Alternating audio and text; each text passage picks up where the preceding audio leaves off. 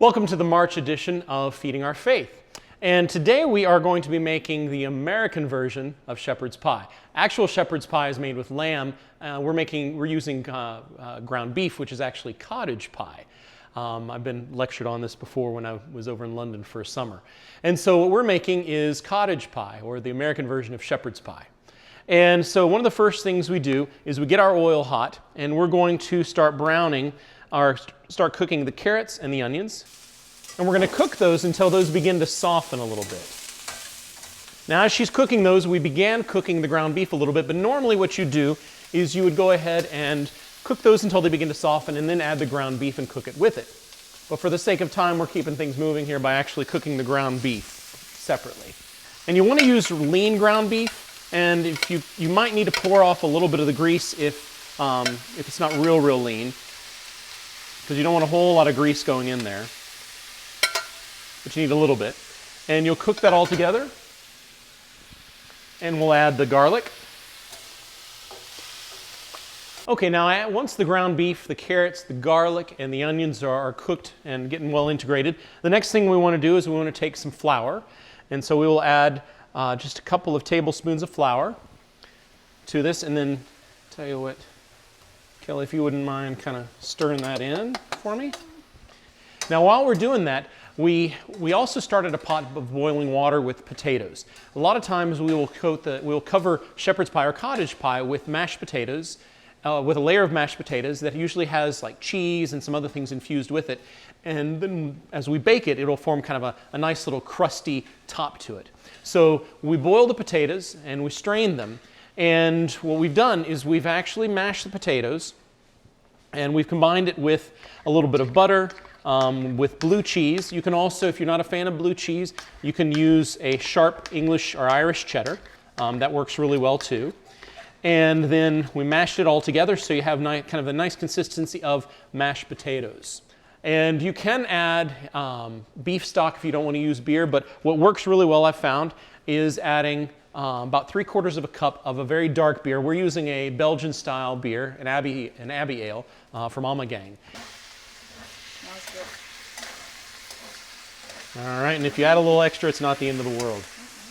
Next, we'll be adding some tomato paste and some dried thyme.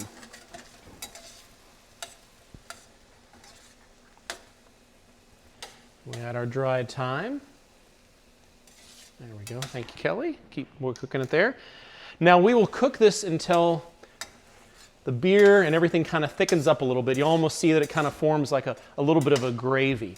It's going to be a real thick mixture. And this we are going to put inside of a large baking dish here in a moment. And we'll put it in the large baking dish, and after we put that, we'll begin to top it with potatoes. Yes, if you could go ahead and spray it with some of the non-stick cooking spray. If you're not a fan of carrots, you can add other vegetables.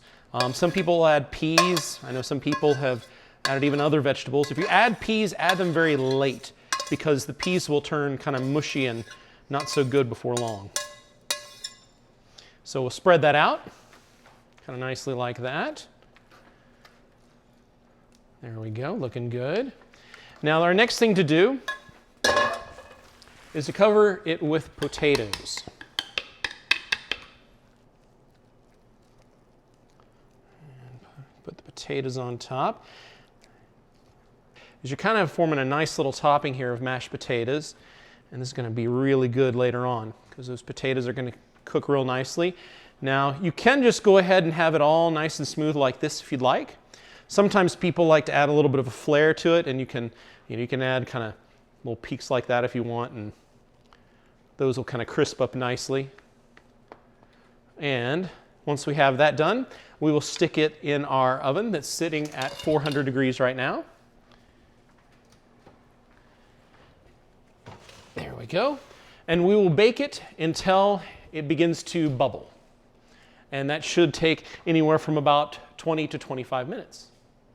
So our cottage pie, or American shepherd's pie, is done. And so we got it out here and plated. But this upcoming Feeding Our Faith, a lot of times we hear the idea of the virtues of faith, hope, and charity thrown around. And so this upcoming Feeding Our Faith is going to be discussing virtues. Now, Kelly, when you hear the idea of virtues, especially faith, hope, and charity, what is it that comes to mind for you? Firstly, they sound pretty boring. Okay. It's like, you know, especially today in our culture, someone that's virtuous is boring. And so when I first heard of this topic, I was like, wow, this is like way beyond my limit of knowledge, but it's pretty an interesting topic. I think virtue is something like a habit that we form. You know, we're physical and we go to the gym, and it's something that we can form with our soul. So. Well, and virtues are definitely something which one can work to continue to form and deepen and to grow.